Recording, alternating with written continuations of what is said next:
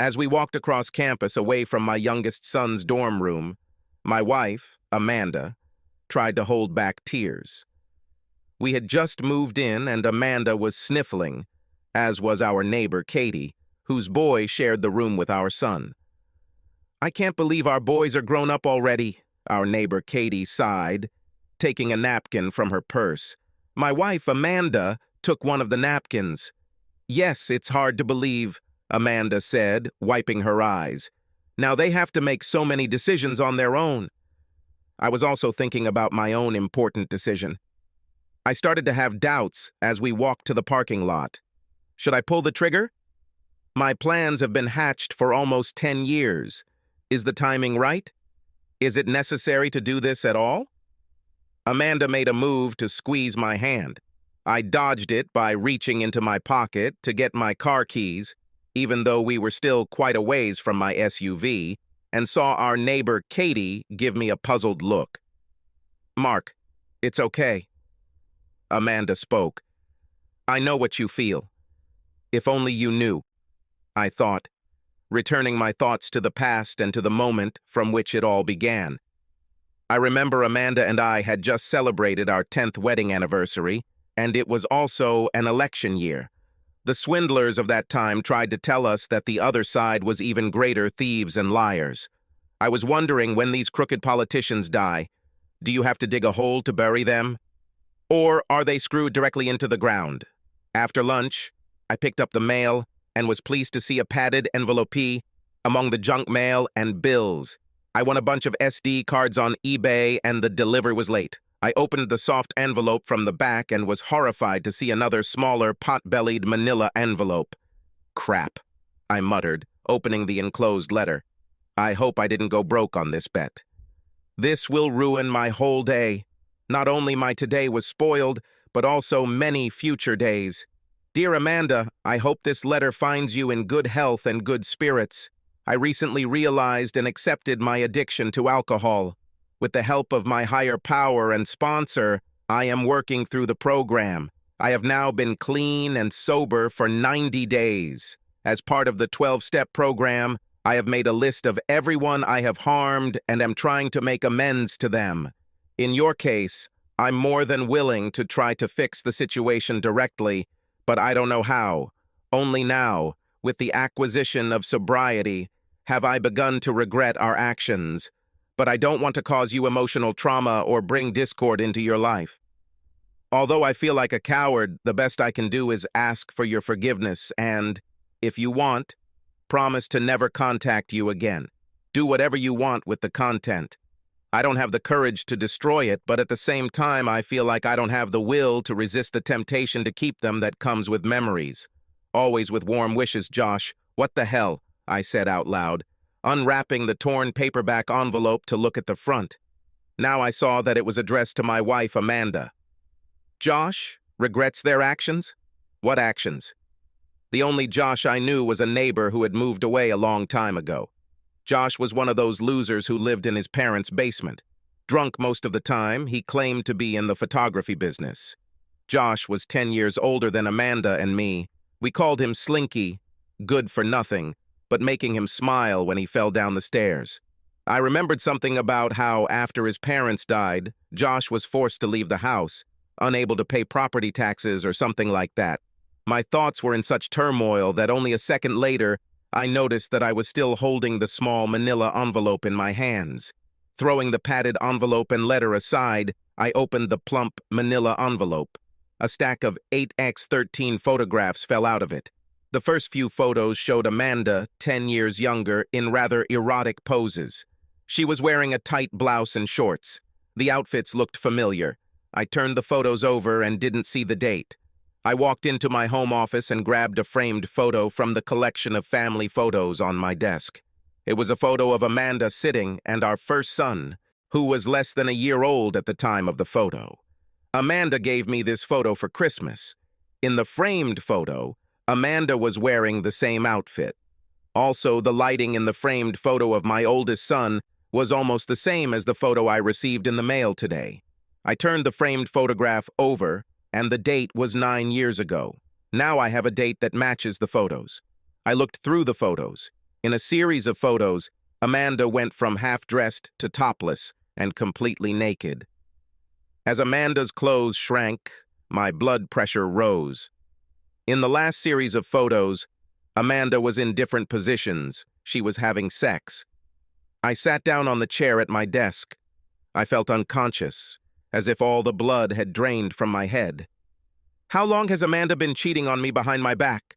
I thought out loud. I glanced at the assortment of photographs of my family on the table and tried to see if there was any imprint of Josh on them. The whole set showed the evolution of my family. Amanda on our wedding day. Amanda with my oldest son as a baby.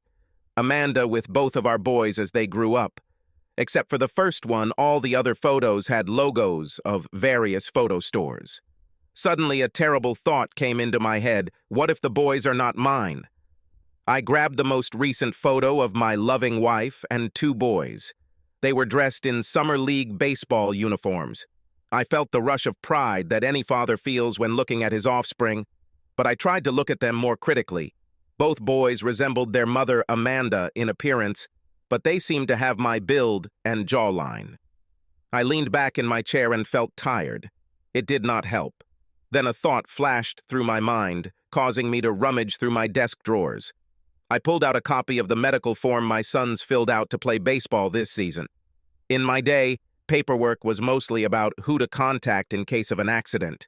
The form was now almost 6 pages long, covering food allergies, insurance companies, waivers, medications, and consent. Even the treaty ending World War II fit on one sheet of paper. Somehow, I had a hard time believing that my child's baseball league was more important than ending World War II. It took some time, but I found the data on the voluminous form I was looking for, the blood types filled out by our doctor. Reaching into my wallet, I pulled out my Red Cross blood donor card. The card read, Group O. Amanda had the same blood type. We always joked that we were comfortable donating blood for each other. My eldest son's questionnaire indicated that he also had Group O, and I felt a huge sense of relief. I carefully looked through the younger boy's profile to find information about his blood type. It was written in bold black letters, blood type, a positive. Without being a doctor, even a first-year high school biology student knows that 2 people with blood type O cannot produce offspring with blood type A. I thought my world couldn't collapse twice in 1 hour, but it did. I stared at the printed letters, A is positive, for almost a full minute, willing the letters to change. But they didn't change. Wild thoughts rushed through my head. I will kill Amanda. No, I'll leave Amanda. No, I'll kill you first, and then I'll leave you. No, I'll just take the boys and leave Amanda. The boys were 9 and 11 years old. I was sure that if they were asked for a divorce, they would choose dear old dad. Or not. Or will they have a choice? These mental exercises lasted about an hour and simply exhausted me. I didn't find any solutions, just more and more questions. It got to the point where I was so tired that it took a huge effort for me to walk up the stairs and fall into bed. The next morning, I sat at the kitchen table and watched my wife's back as she did something in the sink. Last night, when she and the boys returned from the cinema, I asked to leave dinner. After a restless night's sleep, I felt a strange calm, almost numbness. Everything in the house was the same. Amanda had not changed during the night, but it was as if someone showed me all the tricks of the illusionists. I was no longer in awe and questioned her every move and motive. Amanda, do you remember Josh? I asked. I couldn't see Amanda's face, but I swear her body tensed for a moment before answering. Josh? Our old neighbor Josh? Wow, I haven't heard that name in about a dozen years, Amanda said. I was just thinking about Josh and his photography stuff. He was always running around taking pictures of the neighbor's children. Don't you think he was a pedophile or something? Amanda sounded relieved as she replied with a grin. Believe me, Mark, Josh was not into little kids. And how do you know this, Amanda? I hesitated. Amanda wiped her hands on a dish rag before calling the boys over for breakfast. Quite often in the morning, I would see a hungover Josh trying to get some bimbos out of their basement without their parents finding them. You seem to know Josh well, Amanda? I asked. Do you miss him? Well, no, not really, Amanda began. We got much better conditions when Katie moved in with us. You know, our children are almost inseparable. Kat, our good neighbor, bought out the mortgage on the house after Josh's bank foreclosed on the apartment. Katie is a single mother. To buy Josh's house, she used life insurance money from the death of her police officer husband. Our children were the same age, and soon became friends, and were always together. As a single mother, Katie worked long hours, and we essentially adopted her children. It was just as easy to load 2 kids into the car for a baseball game or to the beach as it was to load 4. They kept each other busy. Amanda often joked with Katie that we would claim her children as dependents on our tax returns. As a single mother, Katie couldn't drive a nail into a snowdrift, so Amanda sent me to her as her husband for an hour. I wasn't ready to be on the TV show This Old House, but I could do most basic home renovations. My father was a true master in his field, but more often than not, his mantra was, if something can't be fixed with a hammer, you have an electrical problem. I didn't mind spending time doing some chores around Katie's house. She was easygoing, but Katie never gave me any hints about it, and I didn't show any interest in her. My father taught us to be people of our word, and I kept my oath. Amanda walked over and playfully tapped me on the shoulder. Mark, don't tell me that after all these years you're jealous of me for Josh. The thief's hat is on fire, Amanda. Do I have a reason to be jealous? Amanda sat down at the table but didn't meet my gaze, instead just stirring her coffee.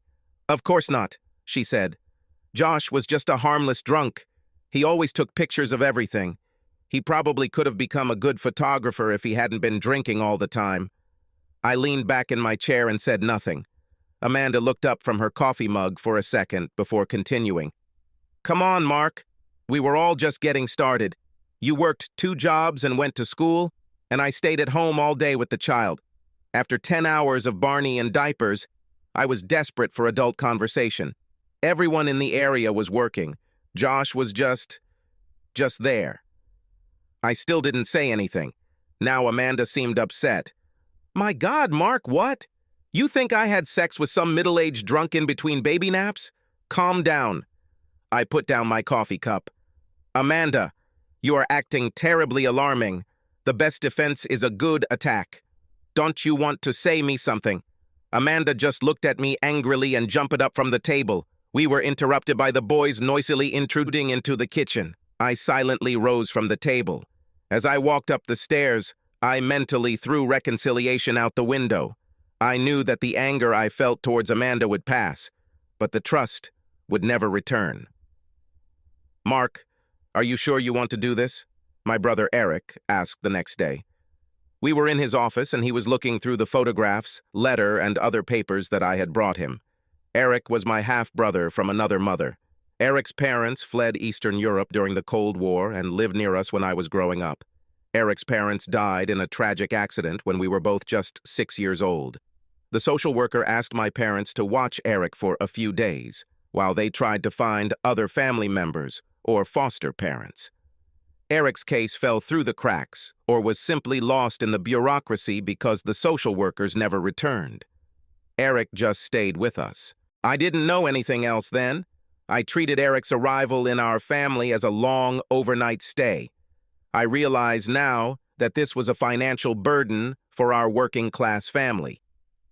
When I asked my mother years later how she managed it, my mother simply shrugged it off. Slice the bread thinner, add more water to the soup. My father never turned away those in need. Although father was a religious man, he believed that faith was a matter of actions, not litanies, and had no connection with most organized religions. He always ended all our prayers at dinner with the words, "Next time let there be more at the table, not less, and Lord, protect us from your followers." Dad never treated Eric any differently than he treated me and my brothers, which, given his temper, could be a good thing or a bad thing. Before he died, I asked my father why he accepted another mouth to feed him when he was already struggling. He just shrugged and said, "This is what a man does." Eric was so light-skinned that he seemed almost Snow White, reflecting his Eastern European heritage, but I was much darker-skinned, given my parents' Southern Italian heritage.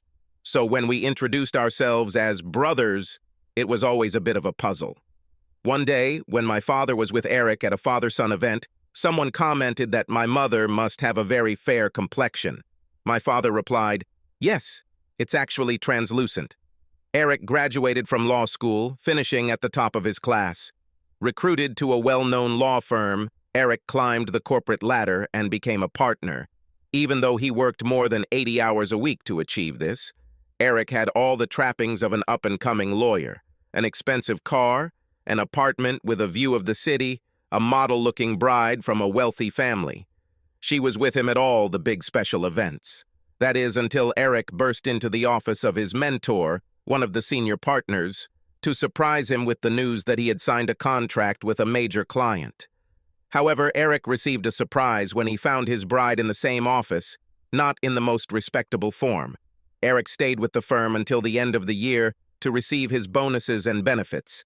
Then, cashing out, he led the exodus of both top lawyers and major clients.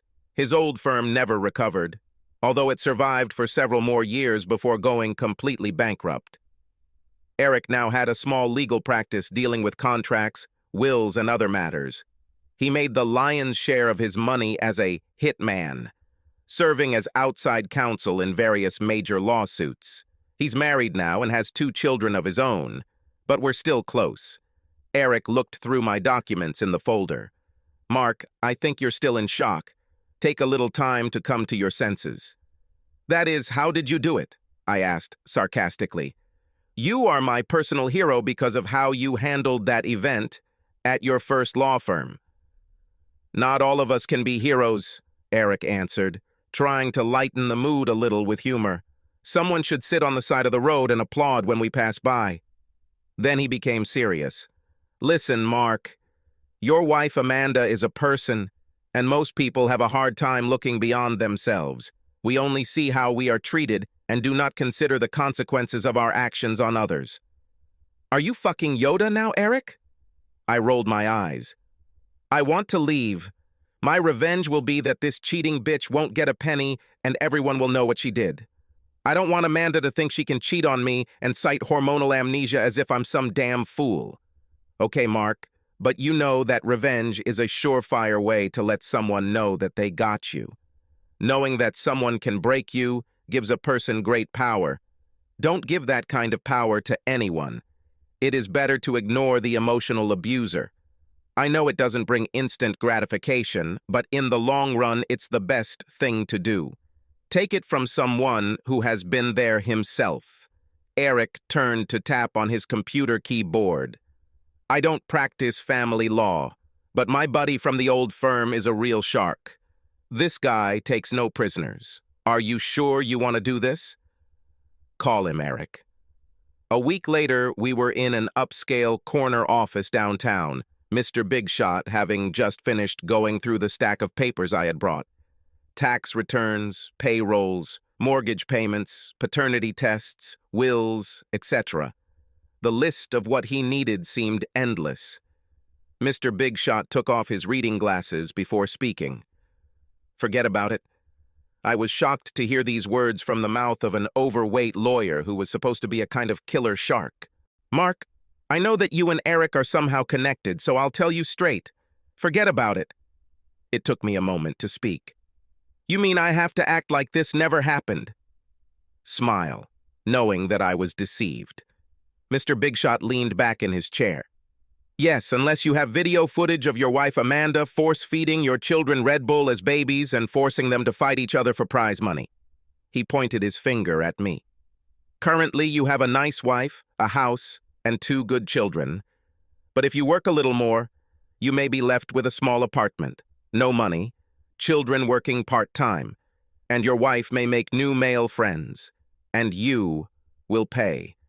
I mean alimony, child support, more than half of my earnings and savings." I was stunned. "Amanda has a job, and why should I pay child support for a child that's not even mine?" Mr. Big Shot looked surprised. "Mark, I'll take your money if you want to continue, but let me lay out the facts and the law.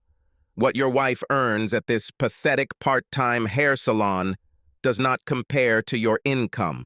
So alimony is a given. The dispute is only about how much and for how long.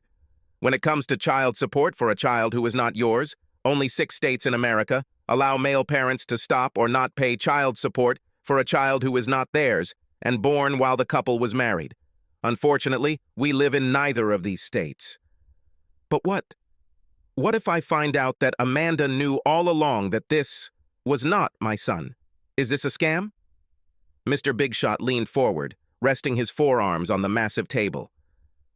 I'm going to tell you a dirty little secret. Let's say we can prove that your wife knew it was not your child. It would be fraudulent if she presented the child as yours. However, this type of fraud is the only one that does not entail any punishment and does not require compensation for damage. Heck, even if you were divorced and paying alimony for 17 years, your wife could announce to the world, full page in the New York Times, that you are not the father, and she knew it all along. And guess what? There is no law in all 50 states that requires her to pay you back or face any penalty. Mark, some poor bastard in Florida was paying alimony to a lady he wasn't even married to. This fool eventually took a DNA test that showed the child was not his, but the court ordered him to continue paying child support because it was, quote, in the best interest of the child. I think this case is now moving through the courts. The child will be 18 years old before this saga is over. But even if he wins, the pseudo-father will never get back a drop of the money he spent. I interrupted him. Can I at least try to get the money back from my cheating wife's boyfriend? In most states, only the mother can seek compensation. Only 2 states allow you, as a man, to try to get your money back. But you must prove that both the boyfriend and the mother knew about the deception. In addition, you must prove that there was an undue hardship on the child's well-being and the family's quality of life. And Mark, you know what? Our state is not one of those with such a law. I sat back in my chair as he continued. Ask yourself if a man's pride is worth more than half his property, spousal support, and child support. Money will not restore his self-respect or restore his reputation. Wouldn't it be better to end everything and take a chance to find someone who would be truly appreciated rather than suffer through a sham marriage? Eric spoke here. Maybe a marriage counselor can help them overcome this. Mr. Big Shot just waved his hand. At best, consultation helps in less than 10% of cases. In my experience, this only encourages spouses and allows them to prepare an escape strategy. More than 2/3 of women who undergo counseling initiate divorce. More than 55% of women who cheat end up leaving their marriage. Custody split states have a little less, but we don't live in one of those states. In our process, it's winner take all. Here the advantage is in favor of the mother. How old are you? 35 years old? Yes, I muttered, trying to take all these blows. Mark, I hate to give bad news, but most often a wife cheats on her husband at the age of 45. If your wife has already had an affair, then she turns 40. The likelihood that she will have a relapse is quite high. Unfortunately, almost certain. The pain and guilt from the previous affair or affair have subsided, but the memories of what was exciting, good, exciting, whatever it was, about that event will grow in the mind. It's like a high school athlete scoring the winning point but breaking his leg in the process.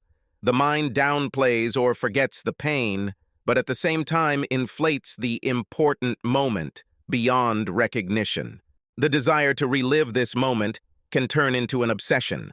But while a middle-aged athlete can, at best, relive those glory days only through their children's athletic competitions, spouses can and will seek a partner outside of marriage in an attempt to recapture what made them have an affair in the first place.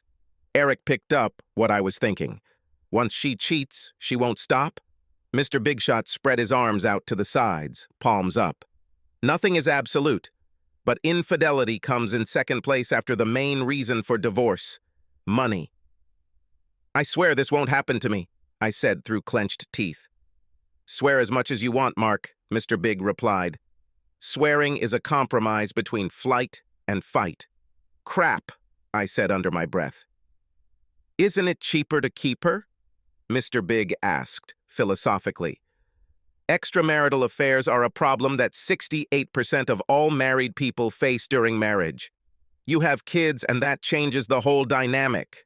Children after divorce are much more likely to abuse illegal substances, be promiscuous, and suffer from depression and anger. Heck, the only truth about divorce is that there are no real winners. However, in all cases, the biggest losers are the children. Suddenly, I remembered the day I told my father that we were expecting a baby. Mark, said the father, many men become fathers, but fewer and fewer fathers become men. To be a man who is also a father, your first, last, and only priority should be your children. If there is not enough food, you starve. If you don't have enough shelter, you endure the cold. If you don't have enough money, you go without it. The most important thing is strength. You have to be strong at all times for the sake of your family, and I'm not talking about some inflatable show that deflates when the going gets tough. You must not only demonstrate strength, but also be strong enough to seek and accept help when it is needed. You will never know how strong you are until strength is all you have. Son, you will often make mistakes, but you should never doubt. This is expected and accepted from a true man. Your efforts will rarely be appreciated or recognized. Most often they will be ridiculed, but a real true man does not do this for the sake of praise. He does it for the sake of his family, for the sake of his children, because he is a real and true man. I jumped out of my chair as if I had been shot and extended my hand to Mr. Big Shot. Thank you for your time. I certainly got a damn good legal education, but I don't think I'll use your services right now. What do I owe you for my efforts? Mr. Big grinned, leaning forward to shake my hand. No fee, Mark. It was just a conversation between a couple of old lawyer friends. He turned to my brother Eric. Besides, I owe your brother a big debt of gratitude for getting my fat ass out of a jam at the old firm. Things are going much better for me now, and I have him to thank for that. Just call me anytime. My door is always open for you. I'm serious. We were driving back in Eric's car when I asked, Eric, after you caught your fiancé with your mentor, why didn't you quit right away? Why did you work for that company for almost a year? I saw Eric's jaw tense before he spoke. Naturally, my first reaction was to quit immediately. He smiled slightly. Well, actually, that was my second reaction. My first reaction was to headbutt the old bastard after I pulled him away from that bitch. Eric paused to tune the radio to another station. After I left his fat ass sprawled out on the carpet, I went to my office and printed out my resignation letter. So why didn't you submit it? I was angry as hell, Mark. Then I felt sorry for myself. Then I remembered that our dad always talked about pity. Anyway, I decided, why should I let these two rob me of the fruits of my sweat and labor? The next day, for the first time ever, the most senior partner came to see me. He was concerned about the misunderstanding between me and my old mentor. What nonsense. It's just that I had great connections in high places, and this idiot was just worried about me leaving and taking all these clients and all the billable hours with me. He promised me all sorts of magic beans, and I made him put it all in writing.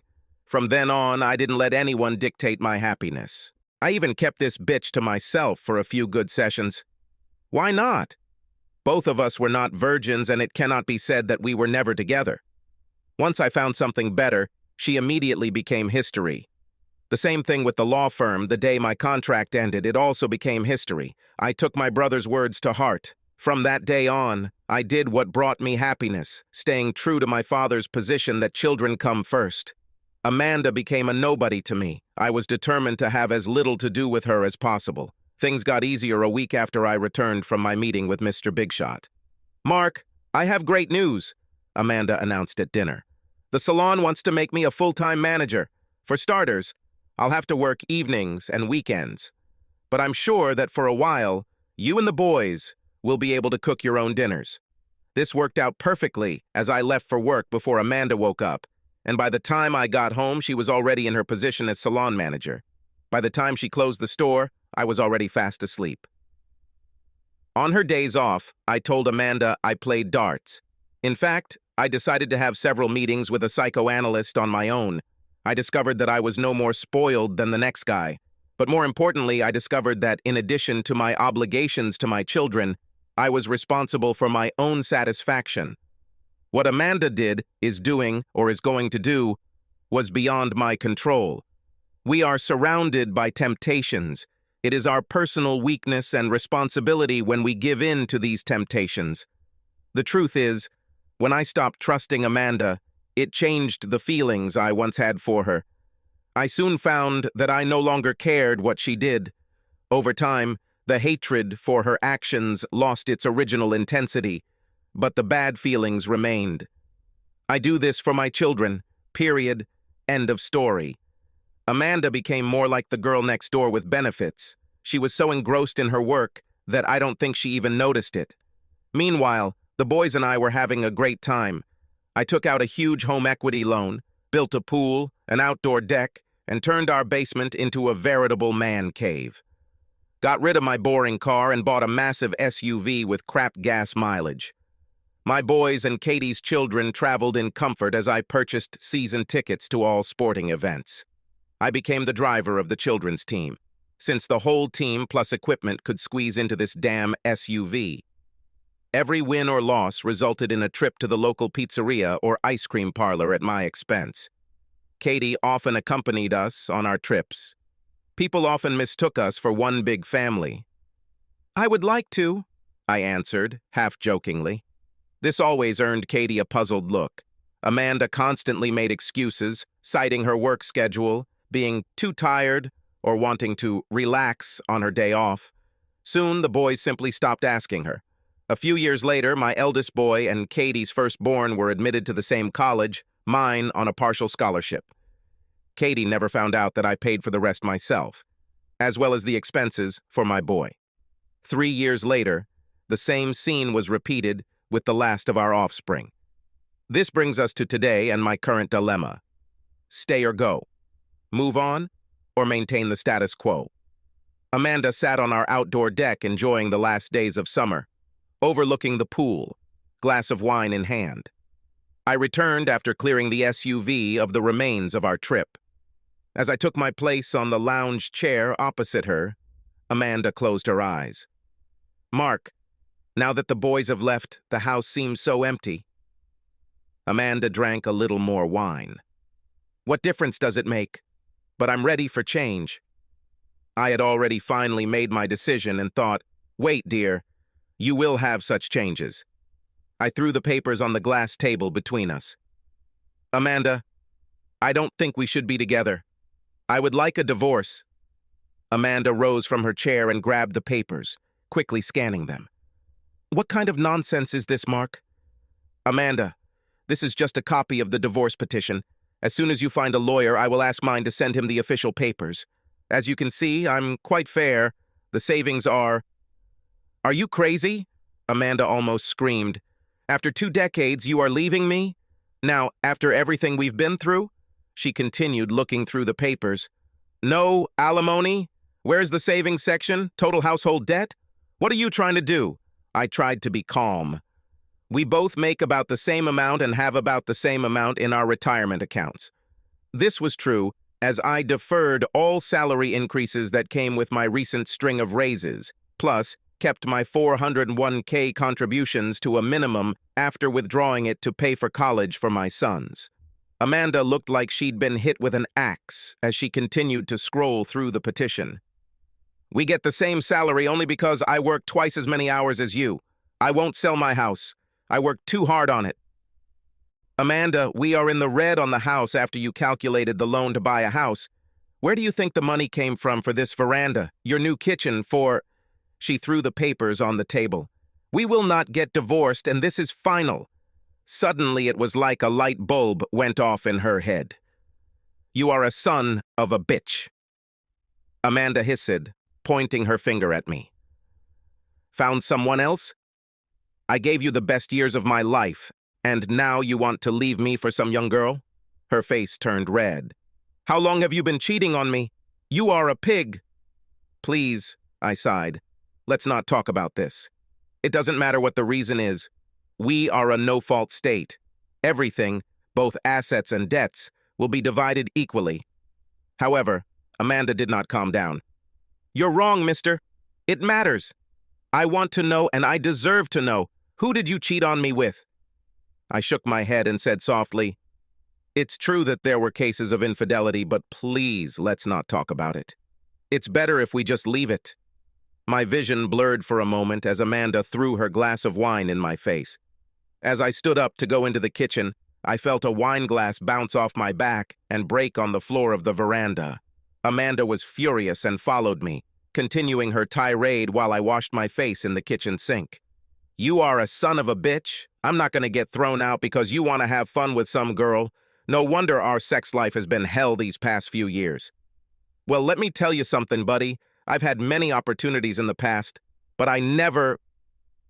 Amanda froze as I turned and placed photographs of her and Josh in a variety of poses, one after another, on the kitchen table. I spanked with photographs, each of them more revealing than the previous one. Her face white, Amanda rushed to the kitchen sink. I shuffled the photos into a pile and sat down at the kitchen table. Well, Amanda, it looks like you've taken advantage of the opportunities you've been given in the past. She rinsed her mouth with tap water and splashed it on her face. Finally, she wiped her face dry with a towel and sat down on the chair opposite me. Please, Mark, take it away. Amanda pushed the stack of photographs towards me with one finger, as if it were a live, poisonous snake. I folded the photos into an envelope and then threw them into the dresser drawer behind me. Amanda buried her head in her hands. Oh my God, I don't know what to say. I was tired. It doesn't matter, Amanda. I don't care. Amanda grabbed my hand. Mark, please listen. It was only one time. You have to believe me. No, Amanda, I shouldn't believe you, and I don't believe it. I leaned back in my chair. Yes, and in what way? That you would never lie about cheating? Amanda clutched my hand tighter. It was so long ago. I didn't know being a mother was so hard. I didn't get enough sleep, fussing with the child, and you were always tired after work. I felt like I was losing my identity, like I was just another mom or your wife. I pulled my hand back. I worked 2 jobs and went to college, all for us, our family, so I really don't want to hear about being tired. Mark, I know, Amanda begged. I would like to return everything back. Josh was just a fun drunk. Sometimes Josh's mom would come over for a few minutes to watch the baby. Give me a chance to be with the grown-up for a little while to keep my sanity. I tried to get up. Amanda, I really don't care. She ignored me and continued. Josh always had a drink of alcohol in his hand. After a while, I would take a sip or two. He always took pictures of me with a camera with a high shutter speed. I started fooling around, pretending it was some kind of big modeling shoot. Josh constantly encouraged me, saying how great I looked, how natural I looked, how much the camera loved me. Amanda bit her lip as she looked at me. It was just fun that got out of control. I would pull my blouse down to expose my shoulder, or lift it up a little to show my belly button. Pretty soon I felt so comfortable that I went all the way down to my bra. There was nothing special about it. People see more on the beach. I saw that Amanda had tears in her eyes. One day, when I started talking about taking a photo of you for Christmas, Josh offered to do it for free. Everything went very well. The photo turned out great. Immediately after, our son fell asleep on the couch in Josh's studio. You mean his parents' basement, Amanda? She wiped a tear from her eye. I thought he'd be sleeping for a while and didn't want to wake him up, so Josh and I had a drink.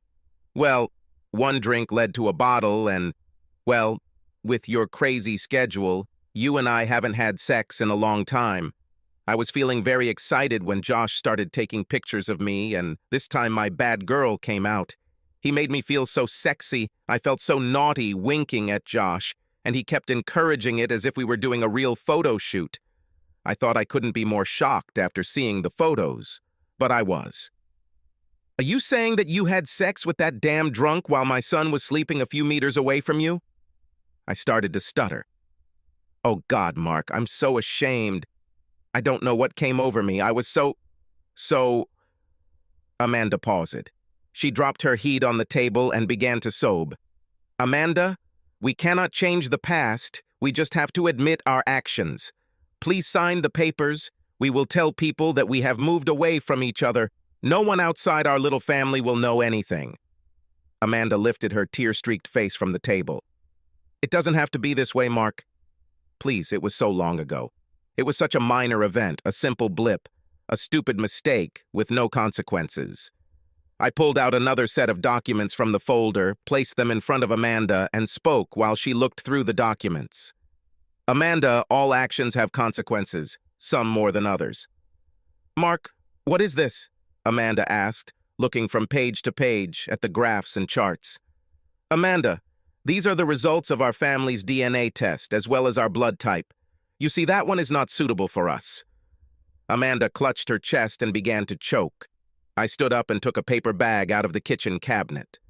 Amanda, breathe into this paper bag, I ordered, placing the bag in her hands. You're hyperventilating. Now slow down. Take natural breaths. Breathe through your nose. Easier. Easier. After a minute, Amanda's breathing returned to normal. I stepped back to sit on my side of the kitchen table. She put down the paper bag as the color returned to her face. Amanda, you knew all along.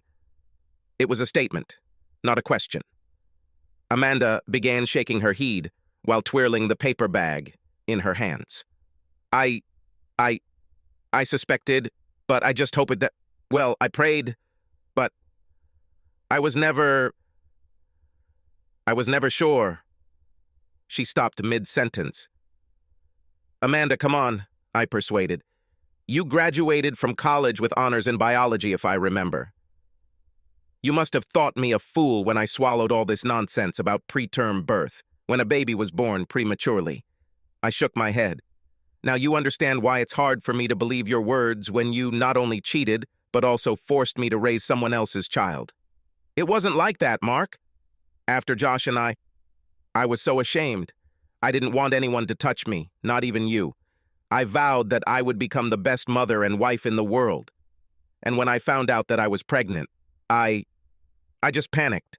I had nightmares that you would kick me out, take our son, force me to have an abortion.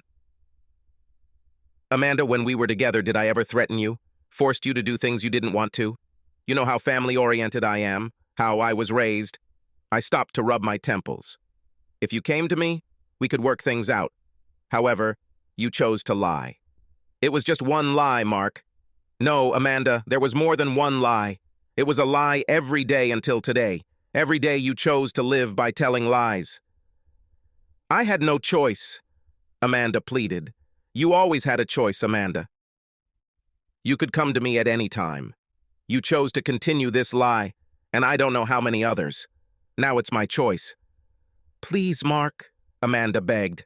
Don't tell the boys. Amanda, the time for lying is over.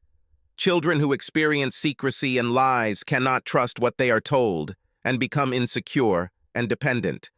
When the family structure finally collapses, there may be no honest relationships left to fall back on. The kids feel stranded, so either you tell them or I will.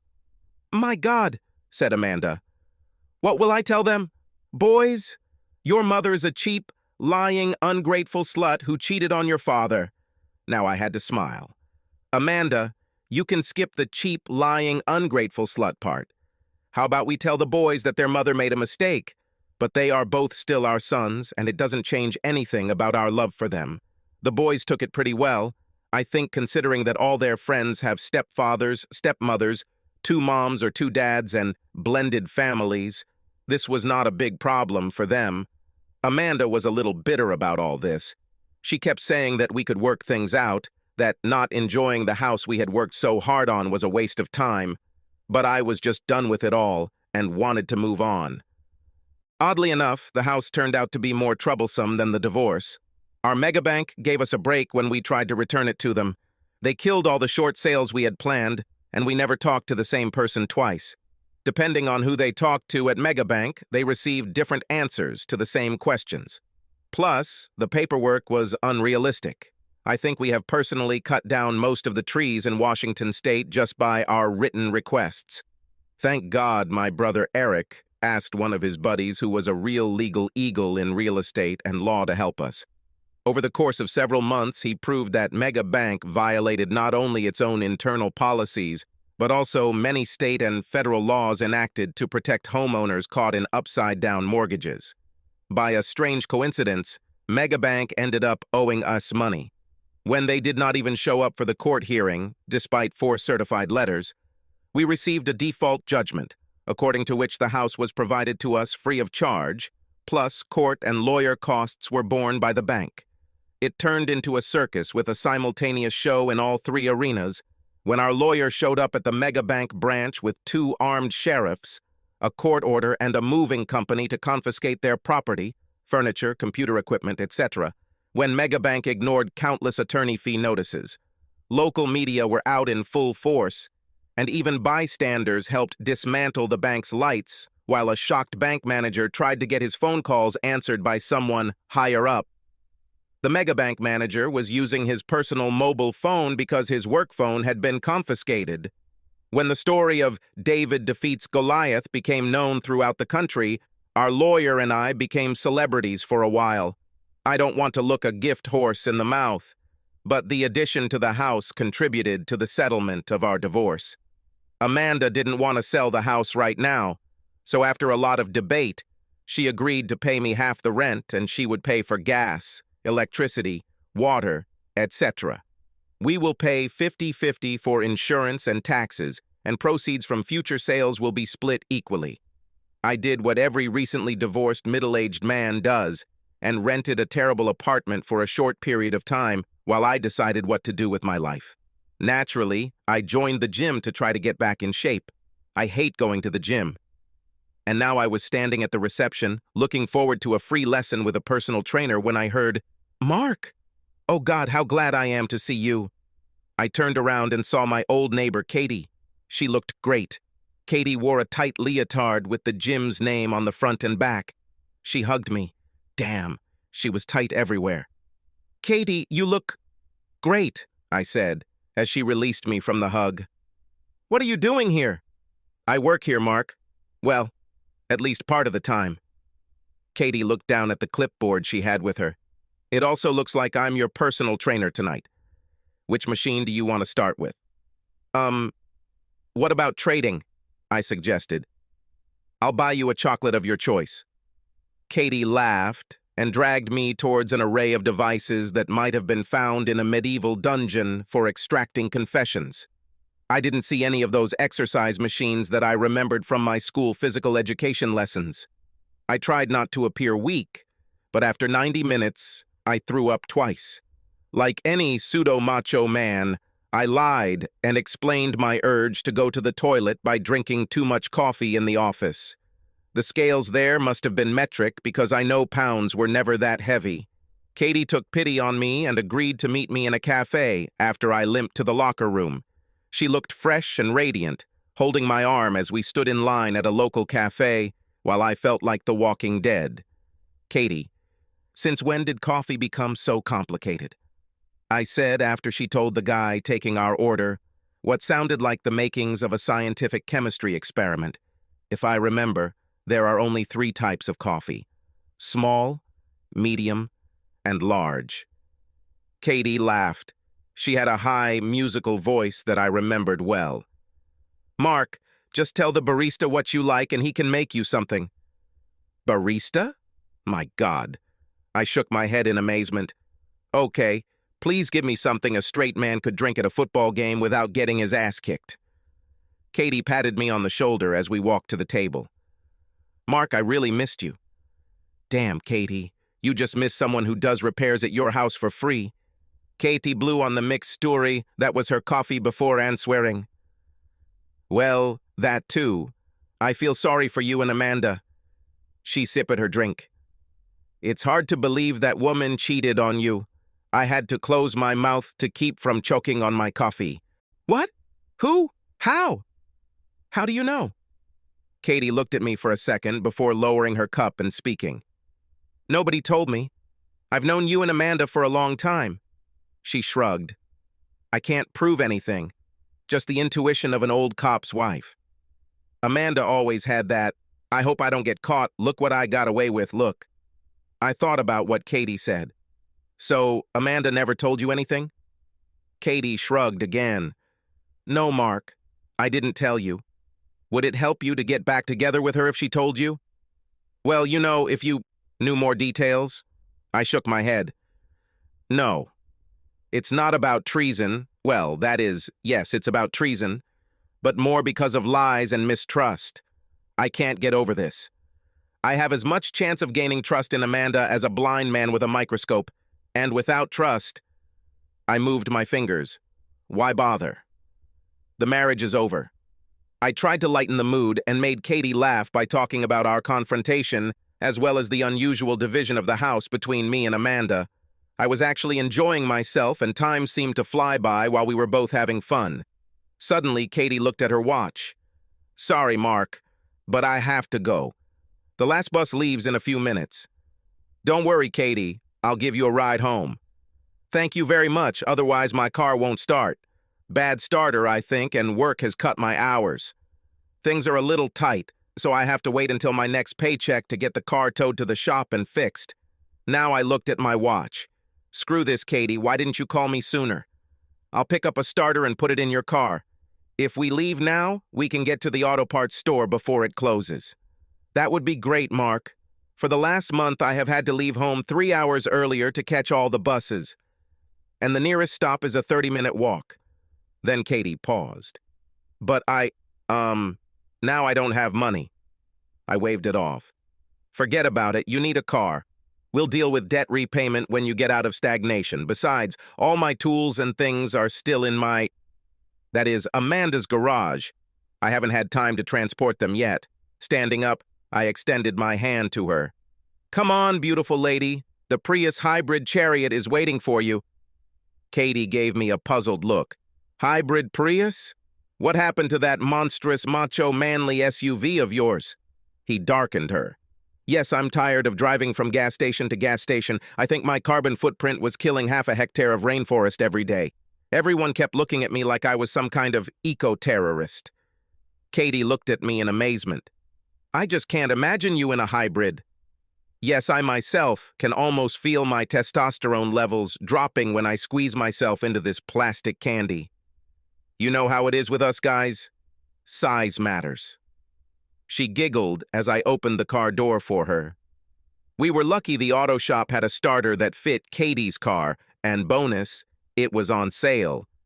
Amanda wasn't home, but I still had the code to the garage door, so with the right tools, an hour and a half later, I started Katie's car. Katie was so excited that she hugged me tightly and kissed me right on the lips.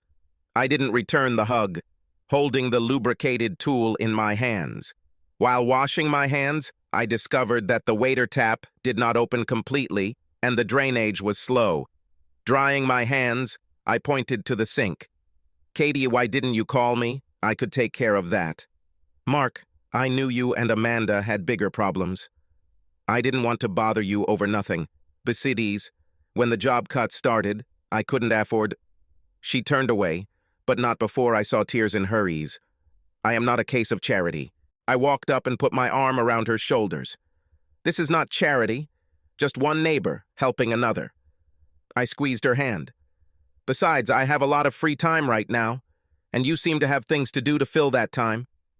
Tell you what, let's make a list and, like Kris Kringle, check it twice. Now be so kind as to bring me a pen and paper, please. Katie wiped her eyes but smiled weakly as she turned to me. Okay, Santa, but if you're too kind, I can't promise I won't become shameless. For the next 2 weeks, I seemed to spend all my free time at Katie's house. Her house didn't need anything major, just a lot of little things, from repairing the screen door, rusty door hinges, to whitewashing the splash guard. I didn't get to see her shameless side, but I enjoyed our time together. One evening, after a few glasses of wine, Katia talked about her first husband. He was a good man, Mark. Always helped others. Died when a drunk driver hit him. But he wasn't even on duty. Stopped on the way home from the gym to help a woman who had a flat tire. The damn drunk didn't even slow down. She took another sip of her drink. But he was a fighter, lasted for 4 days. Do you know what he told me last? I said nothing.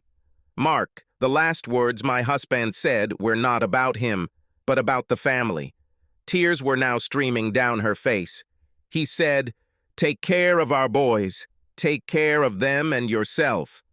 I walked around the table to hug her and she continued, "I never thought that everything would be like this. Since he was off duty, we did not receive any survivor benefits. His small life insurance policy helped us buy this house. Cops take care of their own, and his squad was always ready to help. But I had to move, because as wonderful as they were, it constantly reminded me of his death. I just never thought it would be this hard. I let Kadi cry. There were no words to say. The next morning I was lying under the bathroom sink fixing the drain. I felt someone tap on my leg. "Mark, where did you go last evening?" I heard Katia say.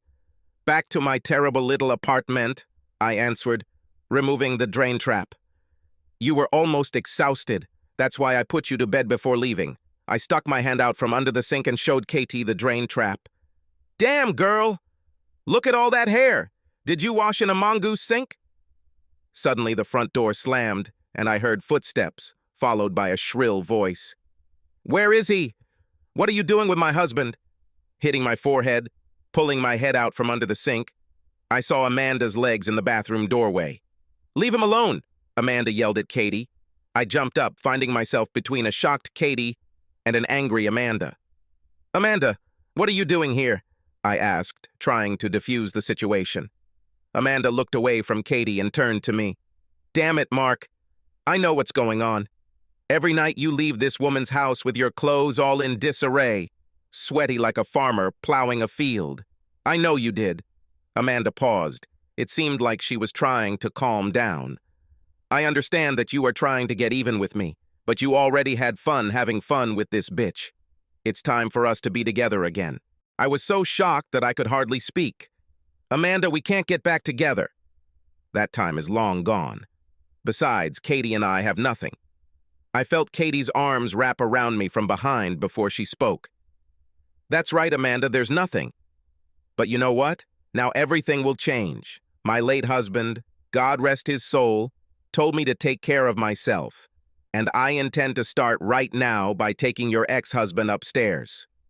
Now Amanda and I stood stunned. Katie came from behind me and took Amanda's hand, leading her through the open front door.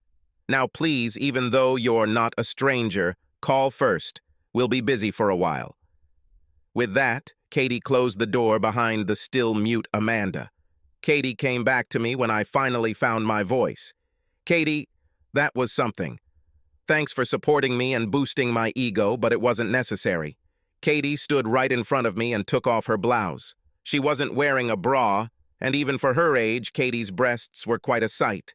I managed to tear my eyes away from these two beauties and look into Katie's eyes, berating myself for what I was about to say. "Are you sure you want this?" Katie put her arms around my neck. "Mark, I've known you longer than my husband. I loved him like no other, and I kept my promise to him to take care of our boys. Now she intends to fulfill her other promise to him and take care of herself." With these words, she took me by the hand and led me upstairs to the bedroom. I don't know who was more nervous. I didn't want to ruin everything, and Katie hadn't been with a man in almost 2 decades. But, just like when riding a bicycle, we maintained our balance and found the right speed. The conversation in bed became interesting when Katie stated, "Mark, you will move in with me." It was a statement, not a question. "Wait, this is a bold statement. Aren't you afraid that this is just a waste?" Katie propped herself up on one arm, giving me a view of those wonderful breasts. "Mark, we have been friends for most of our lives." She raised her hand to stop me. "We are too old to play games. It's a win-win. You need somewhere to live, but I have free space. I care about you, you care about me. I have needs, and so do you. Why should you pay rent to some faceless landlord? If it makes you feel better, you can save the money you spend on rent towards your mortgage. Besides, you know this house better than anyone else." "Katie, wouldn't this be weird?" I pointed across the street to my old house where Amanda lived. Katie shrugged silently. "It's not my problem. I no longer care what others think. I only care what you think. Your old house is still in your name. This is a big investment, and what could be better than seeing it every day? That's what we did. Things were strange for a while. Amanda still felt bitter about the whole event. She seemed unable to move on. Damn it, Mark. Amanda told me one day when I was at her house, fixing a crack in the driveway. When are you going to come back home? It's crazy. You know you belong with me. What can I do? You know that I regret everything. Just tell me what needs to be done to make it go away. I peeled the sealant cover off before speaking. Amanda, I know you're sorry, and so am I. The point is, we're not getting back together. You need to move on with your life. Find someone else. Who, for example? Amanda snorted. I work in a salon with gay hairdressers. Most of my clients are ex-wives. She looked at the ground. I never thought that I would become one of them. I didn't say anything and started collecting my tools. Come on, Mark, Amanda begged. Of course, you can give me another chance. Just forgive and forget, at least for the sake of our boys. After all, the holidays are coming. We need to be together. Amanda, you are forgiven, and for over a decade, you had a chance every day that you chose not to take. As for forgetting, I shook my head. It's true, the holidays are coming. The boys will be back from school, and we can have alternating dinners at yours and Katie's with all the kids, like in the past. Amanda crossed her arms defiantly. I will not tolerate this in my house. Bitches! And I will never cross the threshold of her house. I just shrugged. I think we'll miss you. I thought the holidays would be awkward for the kids, what with their parents' new living arrangements and all. But the fears turned out to be unfounded, since both pairs of children took everything calmly. I guess that's good, but damn, doesn't their generation care? The boys attended 2 dinners each, so as not to upset either mother. But by Christmas, the children had pressured Amanda enough to come over to Katie's house for a short visit. Katie begged her to stay, but to no avail. Katie tells me she has nothing against Amanda and doesn't mind me spending time there doing house renovations or activities with my boys and Amanda. I don't think they'll ever be friends like they used to be, but Amanda seems to have warmed up and has at least become politer to Katie over time. After a year of marriage, I couldn't be happier. This is not the delirium tremens of love of our youth, but a much deeper, mature love, full of affection and respect. However, I felt obligated and asked Katie about making it legal. Mark, Katie said, holding my head with both hands, you're a great guy, and I want to spend the rest of our lives together. But I promised myself that I would only get married once in my life. I hope you understand. Truth be told, I never could. But I remembered one more thing that my father drilled into me. If it ain't broke, don't fix it. 4-5. Subscribe to our channel so that your second chaff doesn't cheat on you, and go ahead and listen to the next story, because this story is nothing compared to the next one. If you're under 18, don't even think about listening to the next one. Listening to the next one. Listening to the next one. Listening to the next one. Listening to the next one. Listening to the next one. Listening to the next one.